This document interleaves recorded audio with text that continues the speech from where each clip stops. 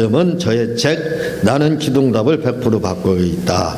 이 책의 166페이지입니다. 166페이지 이렇게 천사 부분에 대해서 나가고 있는데 지금 이 천사 부분에 대해서 5개월 동안 나가고 있는 것 같아요. 근데 5개월 동안 나가고 있다고 하지만 5개월 동안 교착 상태입니다. 사실은 거의 답보 상태, 진보하지 진로를 나가지 못하고 있는 그 상태인데, 왜냐하면 그냥 저는 이거 나가고 싶어요. 근데 하나님이 일주일마다 하도 묵상을 많이 하는 사람이라 그런지 영감을 자꾸 주셔요. 그래서 그거 안 하면 속이 터져요. 제가 속에서 불이 나요.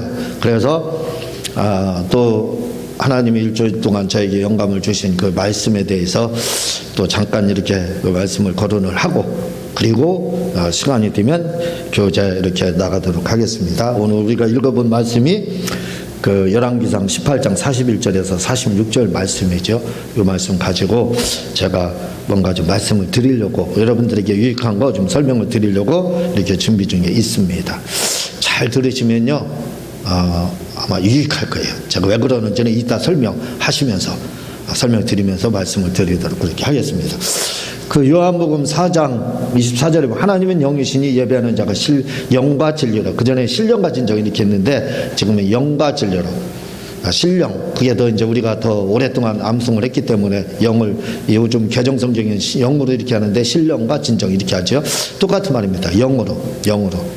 근데 하나님은 영이시라고 할 때 하나님은 푸뉴마티 이렇게 영이시라, 하나님은 성령이시니 이렇게 되어 있는데 조금 다른 말씀이에요. 하나님은 그냥 영이시라 이거죠. 성령과는 좀 다릅니다.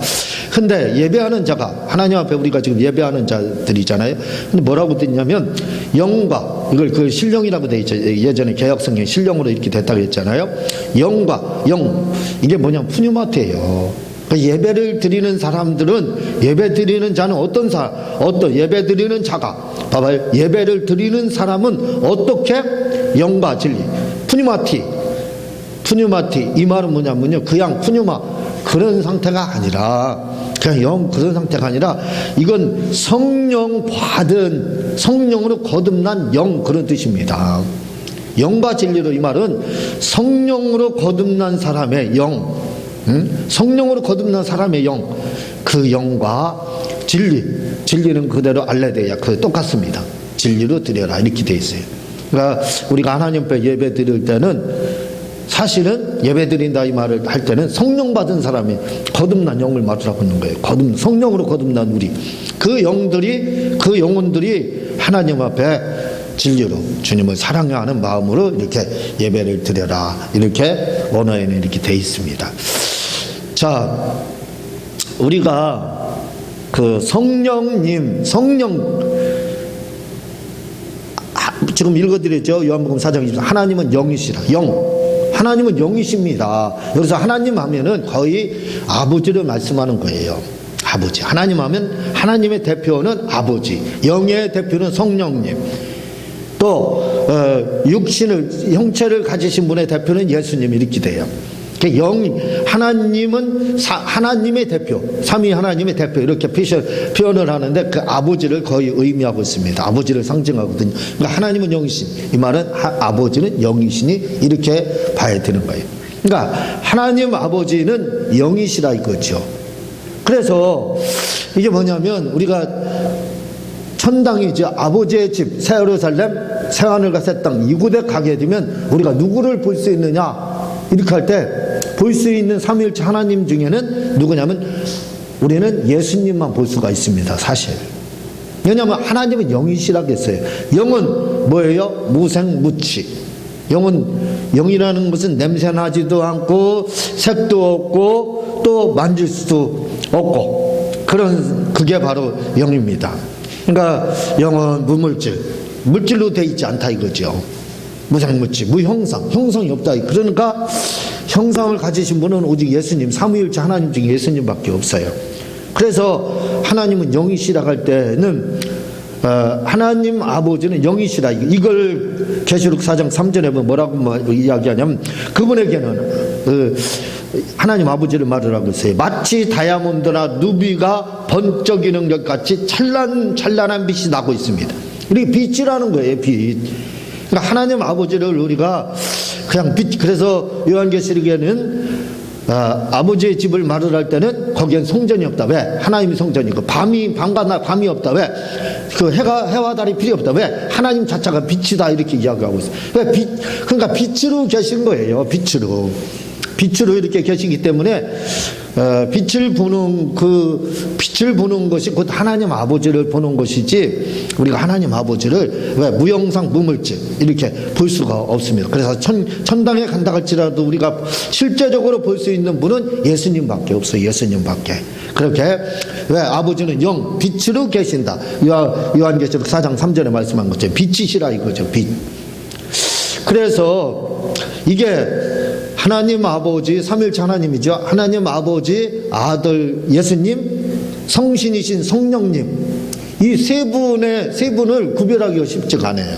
물론 그 구약에서는 예수님이 오시기 전에는 이거 거의 구별이 안 됩니다. 이게 참 힘들어요. 삼위 하나님의 이 구분하는 거 굉장히 어려워요. 그런데 신학에서는 그래 구분이 됩니다. 왜? 하나님은 영이시라고 그랬어요. 그러니까 무생무치 알 수가 없어요. 무물질, 무형상이니까. 그런데 예수님은 뭐예요? 사람의 모양으로, 사람의 형체를 가지고 있다. 사람의 형상을 가지고 있다. 예수님은 형상을 가지고 있다. 형체를 가졌어요. 형체. 바르게 말씀드리는 겁니다. 형체, 즉 육체를 가지고 오셨어요. 그래서 그 육체를 가지고 지금도 계십니다. 우리 같은 이 육체를 가지고, 그분은 말씀으로 되어 있지만 육체를 가지고 지금 계셔요. 그래서 그분을 볼 수가 있어요. 우리가 볼 수 있는 하나님은 예수님밖에 없습니다. 그러니까 그게 구별이 돼요. 지금은 딱 이분은 예수님이다. 왜? 육체를 가지고 계시니까 구별이 되지만, 아버지는 영이시기 때문에 성령님과 또 이게 구별이 있습니다. 왜? 성령도 사실은 영이잖아요. 푸니마 영 이렇게 돼 있기 때문에 구별이 쉽잖아요. 그래서 왜냐하면 요한복음 15장 20절에 보면 내가 아버지께로부터 너희에게 보낼 보혜사, 파라클레토스 보혜사 성령을 말하래요. 곧 아버지께로부터 나오시는 진리의 성령이 오실 때에 그가 나를 증언할 것이요. 봐봐요. 성령님에 대해서는 뭐라고? 파라클레토스 돕는 자인데 곧 넷기법입니다. 곧 오버렛 기법, 넷기법 다시 설명한다. 아버지께로부터 보혜사를 다시 설명하는 거예요. 그분이 누구냐? 성령님. 그분이 누구냐? 바로 아버지께로부터 나오시는 진리의 성령님이시다. 이렇게 다시 설명을 하고 있어요. 자, 그런데 이 성령님에 대해서 뭐라고 이야기하냐면 그래서 아버지로부터 나온 성령, 본령이라 아버지로부터 나온 성령이다 이 말입니다. 성령은 아버지로부터 왔다 이거죠. 그래서 이것 때문에 성령이 어디에서부터 오셨는지 이것 때문에 동방교회 서방교회가 나눠져요. 동방교회는 성령이 아버지로부터만 나온다. 그게 맞아요. 근데 서방교회는 아버지와 예수님으로부터 오시는 분이 성령님입니다. 그런 뉘앙스가 또 나오기는 해요. 그런데 정확한 것은 바로 동방교회입니다. 성령은 아버지로부터 나오신다 이거죠. 자, 이렇게 아버지도 영이시고 성령님도 사실은 영이거든요. 아버지로부터 나온, 아버지로부터 유출됐다. 그래서 영원한 유출설. 성령님은 영원한 유출. 어디에서? 아버지로부터. 예수님은 영원한 출생설. 왜? 독생자로 그 말씀으로 하나님 품속에 계셨기 때문에. 오시기 전에도 말씀으로 하나님, 그래서 영원한 출생설이라고 합니다. 이건 뭐냐면 영원하다는 근원을 알 수 없다는 거예요. 근원을 알 수 없다 그 말입니다. 출생은 했지만 근원을 알 수 없다. 유출은 됐지만 언제 유출됐는지 근원을 알 수 없다. 성령님도. 그래서 영원한 유출설, 영원한 출생설 이렇게 이야기를 또 하게 되는데, 성령님이 말씀드렸듯이 예수님은 독생자로, 하나님 아버지의 독생자로 이 땅에 오셔서 이해가 쉽습니다. 알고 있잖아요. 성령님은 똑같이 아버지로부터 나왔어요. 유출됐다 이거죠. 아버지로부터 나왔기 때문에 그걸 요한복음 15장 26절에서 이야기를 하고 있잖아요. 아버지로부터 나오시는 성령 이렇게 이야기를 하고 있어요. 자, 이걸 구별하기가 쉽지가 않습니다. 그런데 그러면 성령님과 아버지의 영은 어떻게 다르냐 이거예요. 만약에 성령님을 아버지다 이렇게 하면 이게 가면설이 되는 겁니다. 주님이 아버지가 가면 쓰고 이 사람 저 사람으로 변형돼서 이 하나님 저 하나님을 변형돼서 나타나는 거예요. 예? 그러니까 이걸 양태론이라고도 하거든요. 그렇게 되니까 그렇게 되면 안 돼. 해석이 달라져야 됩니다. 다시 말하면 아버지의 영과, 아버지는 영이시라고 할 때 아버지 되시는 그 영과 성령님은 다르다 이거죠. 왜 인격적으로 위격적으로 분리가 되니까. 그게 삼위일체 하나님 딱 분리가 돼요. 하나님 아버지 아들 성령님 딱 분리가. 아들은 분리가 돼서 알고 있지만 위격적으로 성령님과 아버지는 같은 영이기 때문에 잘 분리가 안 된다. 그럼 그걸 어떻게 하느냐 이거예요. 그거는 하나님은 영이시라. 너 계시록에서는 빛으로 계신다 이렇게 이야기를 하고 있고, 그렇게 이야기를 하고, 성령님은 뭘로다? 바로 느낌으로 오시는 거예요. 느낌, 임재라고 합니다. 그래서 성령님은 임했는지 안 임했는지, 하나님은 임했는지 안 임했는지 우리가 잘 몰라요. 물론 지금 하나님 우리에게 직접 임하시지 않아요. 왜? 성령으로 오시니까. 그러니까 지금 뭐 임하셨다, 교회 임하, 내게 임하, 다 성령님입니다. 성령님. 지금 그 아버지의 영은 우리가 천국에 가야만, 아버지의 집에 가야만 지금 그걸 알 수 있는 거예요. 볼 수 있는 거예요. 그러니까 이제 구별이 되기는 하거든요. 그렇지만 이 땅에서 역사하시는 성령님에 대한 부분은, 성령님은 구별이 딱 돼요. 성령님이 어떤 분이냐 할 때 임재, 이렇게 오셨다 이거죠. 오셨다. 강림에 딱 오셨다. 그게 임재입니다. 근데 임재를 하시는데 성령님 오셨는데 뭘로 다 반드시 동반하느냐? 느낌으로 동반을 해요. 그래서 임재를 느낌이라고도 이렇게 이야기하는 겁니다. 성령님이 오셨는지 안 오셨는지 본인이 알 수 있어요. 왜? 느낌이 본인에게 있어야 돼요. 만약에 시원함이라든가 따뜻함이라든가 뜨거움이라든가 어떤 그런 느낌, 이런 것들이 여러분들에게 있으면 성령님이 임한 거예요. 성령님이. 봐봐요. 누가복음 24장 18절에 보면 그중 한 사람이, 그 한 사람인 글로바그라 하는 자가 대답하여 이르되 당신이 예루살렘 처리하면서도 요즘 거기서 된 일을 혼자만 알지 못하느냐. 32절 그들이 서로 말하되 길에서 우리에게 말씀하시고 우리에게 성령을 풀어주실 때에 우리 속에서 마음이 뜨겁지 아니하더냐. 이 성령님은 이렇게 뜨겁게 엠마오로 가는 두 제자, 그 중에 하나 글로바 이렇게 하는데, 이를 글로바를 다른 말로 알페오. 이 알페오는 누구냐? 예수님의 작은 아버지입니다. 이 글로바로 가는 사람은 예수님의 작은 아버지, 그러니까 예수님의 아버지 요셉의 동생이에요. 그에게는 아들이 누구냐? 마태복음을 기록한 레위 마태, 그리고 예수님의 12제자 중에 하나인 야고보와 요한 이렇게 할 때 야고보, 큰 야고보와 이제 작은 야고보, 그리고 예루살렘 두 번째 감독인 시몬, 이때 펠라 지역으로 피난하는 그 역사가 있었죠. 예루살렘 70년 멸망이 밭에 있었는데 그 삼형제가 있었습니다. 이렇게 돼 있는데 이 글로바, 그런데 말씀드렸듯이 마음이 뜨겁지 아니하더냐, 이런 느낌, 이런 것들이 성령이 임하면 그걸 알 수가 있어요. 그래서 여러분들이 성령이 내게 임했는지 안 임했는지는 본인이 알 수 있는 겁니다. 목사님들에게는 성령께서 임하게 되면 막 설교가 잘 돼요. 입이 막 알아서 막 돌아갑니다. 막. 그래서 설교에 버벅거린다 그러면 성령님 안염한 상태에서 사람이 지식 가져가는 겁니다. 이렇게 보면 돼. 근데 저처럼 막 입이 막 돌아가면 저절로 방언하듯이 설교가 그렇게 돼가면 이거 성령님이 사로잡아서 하는 거예요. 성령님이 임한. 왜? 그걸 알 수가 있습니다. 그러니까 성령은 뭐냐? 하나님도 영이신데 그 하나님의 영이신가, 그 하나님으로부터 나온 그 성령님은 분리가 되는데 뭘로다? 그 위격이 분리되는데 뭐? 느낌입니다. 느낌이 있어요. 우리가 느낄 수가 있어요. 감각적으로 시원함, 따뜻함, 뜨거움, 또는 뭐 다른 여러 가지 그런 것들로 임함을 느낄 수가 있습니다. 그래서 성령의 임재는 느낄 수가 있어요. 그래서 성령님은 도둑놈이 아니시기 때문에 오셨는지 안 오셨는지 그걸 알아요. 도둑놈은 뭐예요? 완전 범죄를 알죠. 그래서 어떻게 해요? 뭔가 흔적을 남기면 안 됩니다. 그렇죠? 도둑은 흔적 남기면 끝이 잡혀요. 근데 성령님은 도둑이 아니라겠잖아요.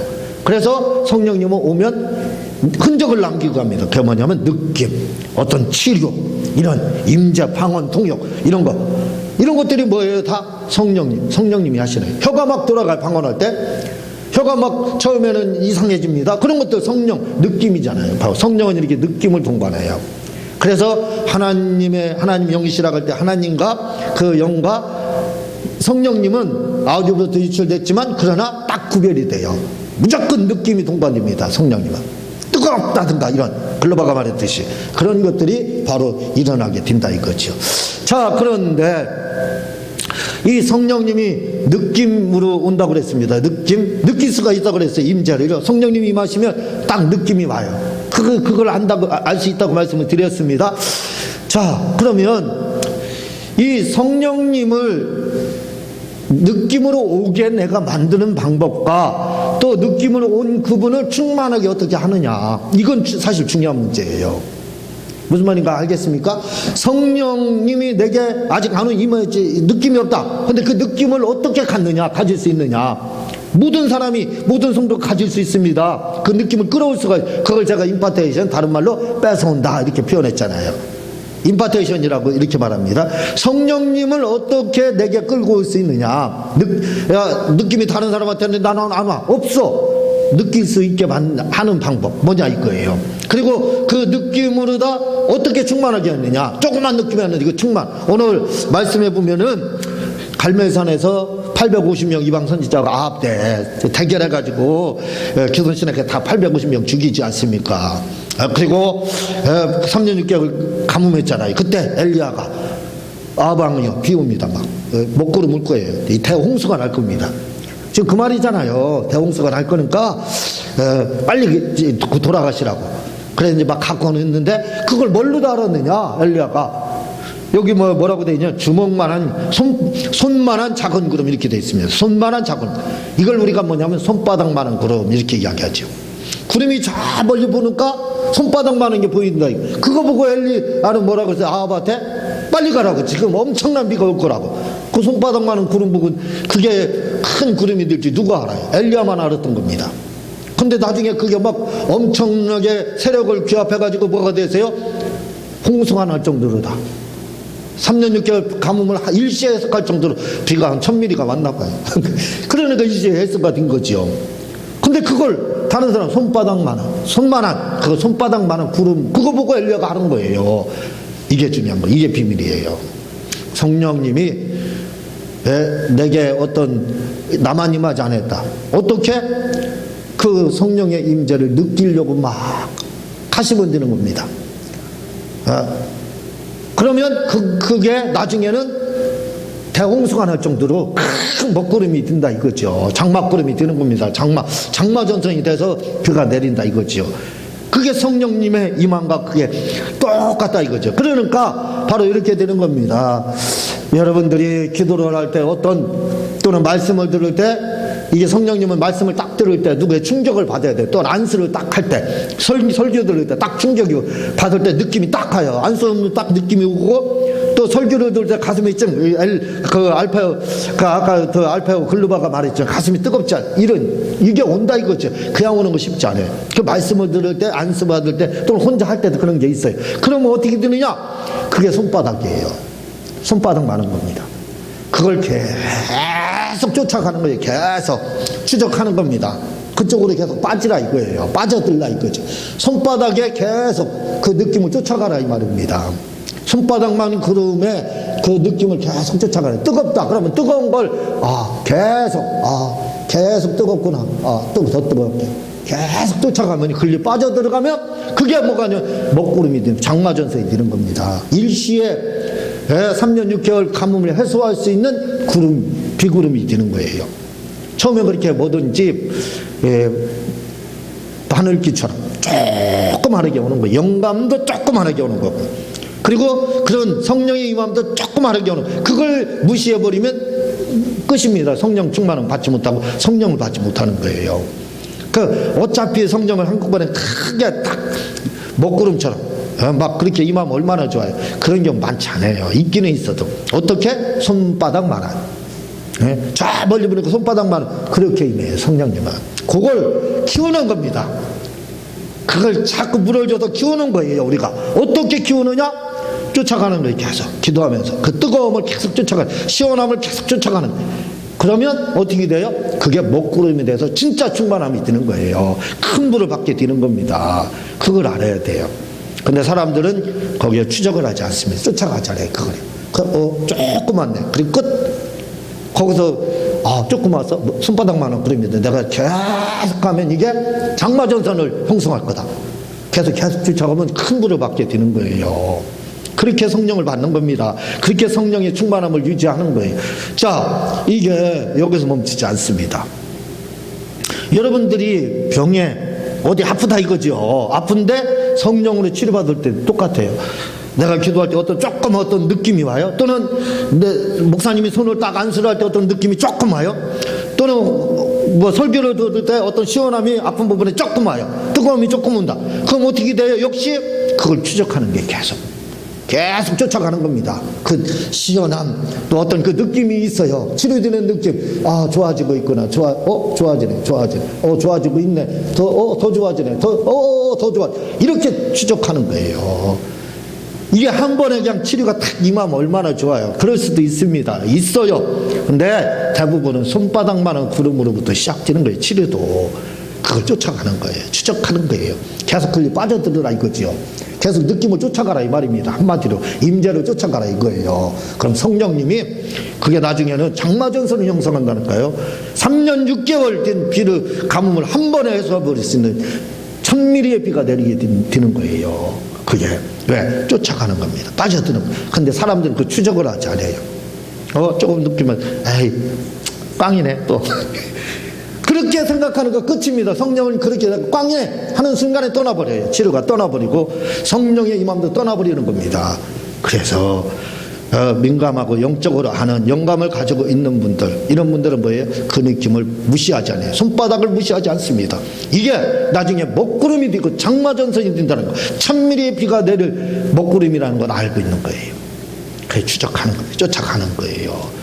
그러면 바로 여러분들 문제가 해결되는 거예요. 치료를 받고 성령을 받고 충만하게 받고 하는 겁니다. 앞으로는 추적하세요. 또 자, 이렇게 해서 이제 병이 치료받았어요. 몸이 아픈데 그 느낌이 조금 왔을 때 그 느낌을 추적해서 끝까지 쫓아갔더니 나섰어요. 근데 문제는 뭐냐면 권사님 한번 말씀을 하셨지만 그 다음에 조금 지나니까 재발이 돼요. 다시 도로 아파요. 그런 현상이 있습니다. 해경 목사님 책에도 보면은 나섰는데 후에 재발됐는데 그런 재발되려고 딱 나타나는 그 증상들이 다시 찾아올 때가 있다 이거죠. 그런 경우 꼭 있어요. 이때가 중요합니다. 이때 어떻게 대처해야 되느냐? 저도 그 카페에서 그 목사님하고 이야기하는 가운데 내가 나섰다고 그랬잖아요. 근데 조금 지나니까 또 그런 느낌이 막 더부룩하고 속이 안 좋으려고 하니 딱 와요. 그때 저는 뭐라고 한 줄 아세요? 이게 중요합니다. 이게 키포인트예요. 이때가 가장 중요한 거예요. 다시 성령으로 치료받고 주님에 의해서 치료받고 말씀에 치료받았는데 다시 온다 느낌, 이때가 중요해요. 뭐라고 해야 되는 줄 아세요? 이때 대부분의 분들은 뭐예요? 다시 증상 찾아왔네 이렇게 얘기하게. 그럼 어때요? 그 순간에 사로잡힙니다. 그 증상이 확 나타나요. 치료가 안 되는 겁니다. 그러면 나섰다가 다시 재발되는 거예요. 다 그럽니다. 모든 분들이 그냥 한번 치료받고 기도원이나 어디서 기도해서 치료받았는데 후에 한 12, 20일, 한 달 이렇게 지나면 다시 그 증상이 꼭 오거든요. 거의 옵니다. 한 90%가. 그때 사람들은 뭐라고 그러냐면 그때 그럼 내가 안 나선 거네? 안 나섰네? 다시 증상 나타나네? 그렇게 말합니다. 그 순간 어떻게 되는 줄 아세요? 그 증상이 100% 다시 살아나요. 그래서 도로 그 병이 재발이 되는 겁니다. 헬긴 목사님 책에도 이런 내용들이 나와요. 참 저도 수도 없이 경험을 했기 때문에 아는 겁니다. 근데요, 그때 저도 그런 증상이 왔을 때 뭐라고 하는 줄 아세요? 나는 그때 성령으로 치료받았다.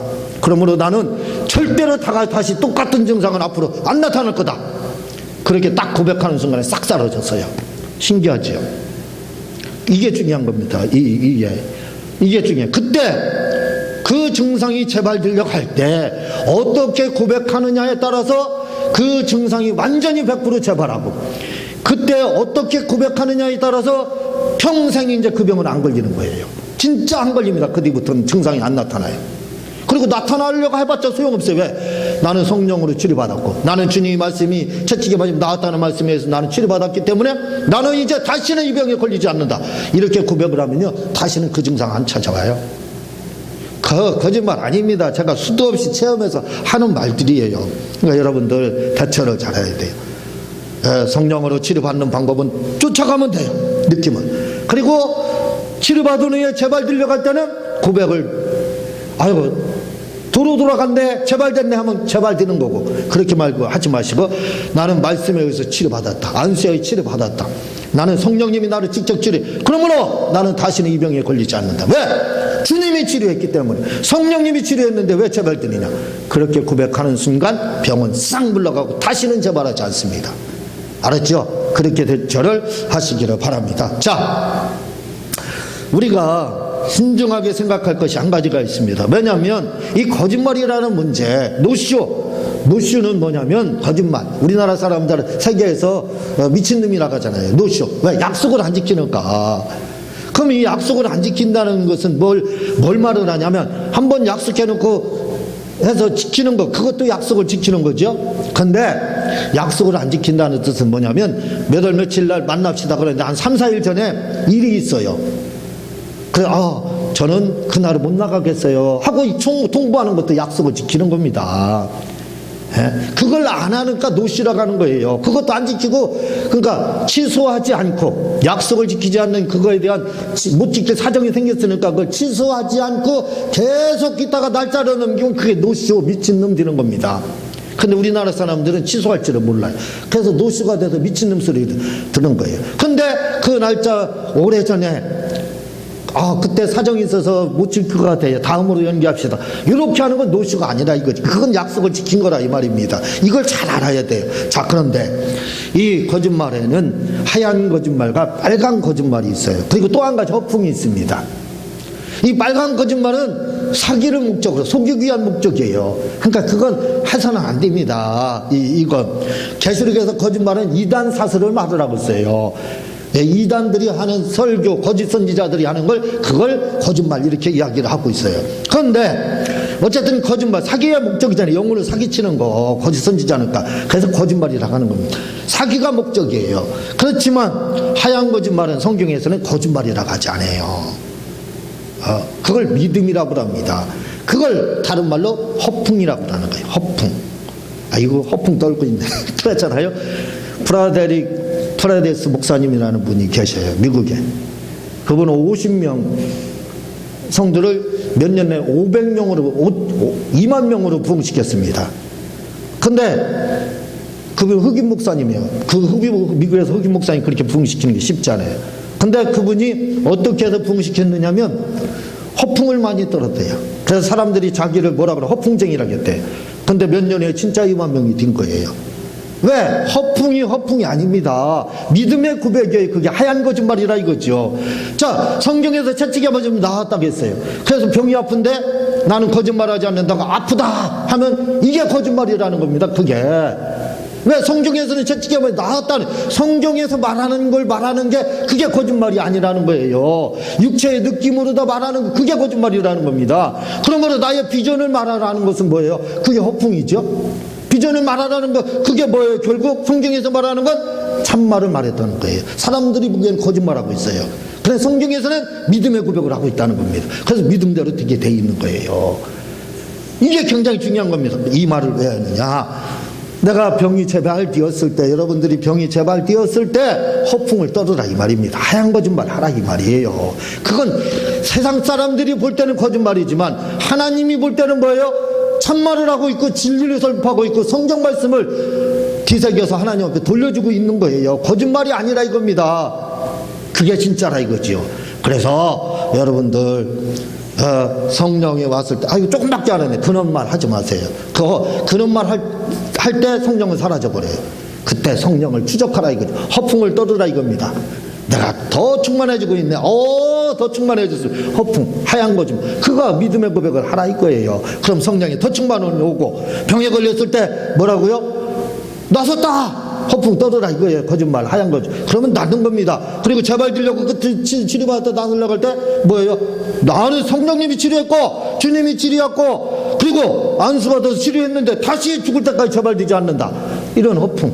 이 하얀 거짓말, 이 고백을 하라 이 말입니다. 그래서 제가 거짓말 얘기를 한 거예요. 그게 거짓말이냐 이거예요. 거짓말 아니라 이거. 그 고백을 하면 여러분들 평생 건강하게 다 성령 충만함을 받을 수 있게 되는 겁니다. 이 시간 우리 통성으로 한번 기도할 때 쉽게 말해서 허풍 좀 떱시다. 알겠죠? 허풍 떠는 기도 한번 주여 세 번 하고 통성으로 기도하겠습니다.